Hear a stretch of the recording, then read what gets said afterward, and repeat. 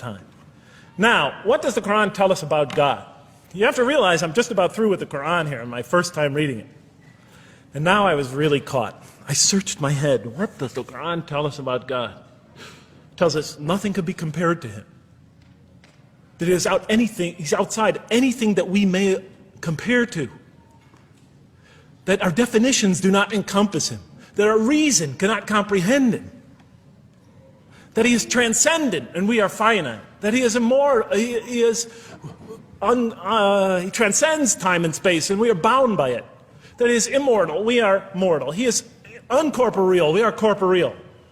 That we have no way of comparing ourselves to Him.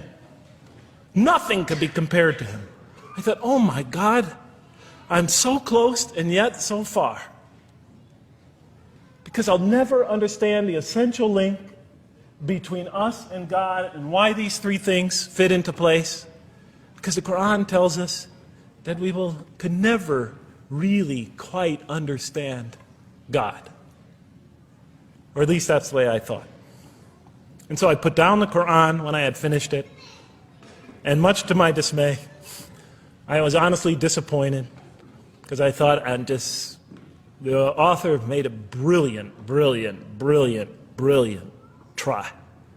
But he never quite made it. And so I was sitting in front of, about 3-4 weeks later, I was sitting in Diamond Heights in my apartment watching a football game, I think it was. And you know, sometimes things just slip into your minds when you least expect them. And I'm sitting there watching it, and all of a sudden into my mind came a thought. And I said, wait a minute. The Quran does tell us so much about God. It tells us again and again and again, but somehow I just missed it. Just skimmed over it every single time. Because if you turn to almost any page, if you turn to the beginning of any surah, you could see time and time again essential information about God that I just thought was sort of a literary device, something to make it just sound more beautiful. Because if you turn to the beginning of any surah, you'll see the words Bismillahir Rahmanir Rahim, in the name of God, the most merciful, the most compassionate. If you read almost any passage, long passage, when you come to the end of it, it's punctuated by dual attributive statements like God is the merciful, the compassionate, God is the forgiving, the gentle, God is the kind, the protector, God is the generous, the truthful, God is, and so forth and so on. There are tens of thousands of such references in the statements in the Quran. What the Quran defines as God's most beautiful names, His attributes of perfection, repeated again and again and again on almost every page. And as I sat there, sitting by the television, I started to jot them down in my, on my little piece of notebook there. Same notebook I used to jot these down before. And I began to list from my own mind the attributes of perfection as I remembered them. And they were, God is the compassionate. God is the merciful. God is the forgiving. God is the just, the protector, the defender of the oppressed and the weak, the knowing, the wise, the generous, the kind, the truthful, the loving, the peaceful, the source of all peace, the truth, and so forth and so on. Every item I had listed in my list for the qualities that we human beings are supposed to develop, the Quran was telling me had its infinite source and perfection in Allah, in God. And then all of a sudden all the pieces fell together. Then I suddenly saw it, as I see most of you probably see as well. That now, suddenly it all began to make sense to me. In what way do I say that? Well, it was now obvious why we had to develop these qualities. It was now obvious how these things on the floor here fell into place. And I'll just say it clearly. We're here to develop a relationship with God, to become closer to God. But how can you become closer to God when He's transcendent and you're finite, when He's immortal and you're immortal, vice versa?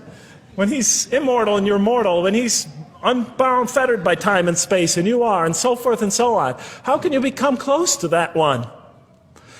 If I want to become close to you, I need to have something to share with you, something that we have in common.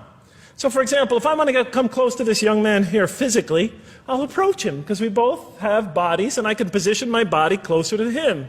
Physical presence, bodily presence is something we both share. If I want to become closer to that gentleman back there, if I want to become closer to him intellectually, I'll reason with him so we will have a convergence of minds because we both possess reason. If I want to become closer to one of my sisters on this side emotionally, I'll try to appeal to their sentiments because we both share feelings and similar types of experiences that generate those feelings. But how does one become closer to God? What do we share with Him? We share with Him exactly what He gave us. Because the Qur'an tells us that when we came into this life, He breathes into our spirit something of His Spirit. And that we come into this world with the seed of these very qualities within us. And we could either kill them, stunt them as the Quran says, or cause them to grow. And when we grow in these, we grow in our ability not just to experience tremendous beauty in life through all this, but we grow in our ability to receive and experience the infinite beauty, the infinite peace, the infinite truth, the infinite compassion, the infinite mercy, the infinite, etc., all the way down the list, that only comes from the infinite perfect source of all these. The more we grow in mercy, the more we grow in our ability to receive and experience in this life and in the next, to an infinitely greater degree, the mercy of God. The more we grow in compassion, the more we grow in our ability to receive and experience God's compassion in this life, through prayer and through ritual and through contemplation and through other experience of others.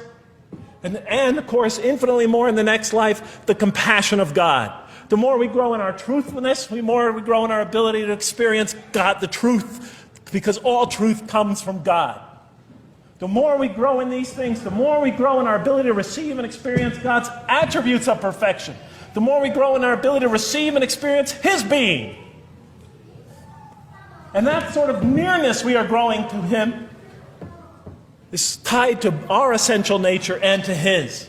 It's more than just physical nearness. It's more than just a convergence of ideas. It's more than just a convergence of feelings. It's a convergence of essential beings.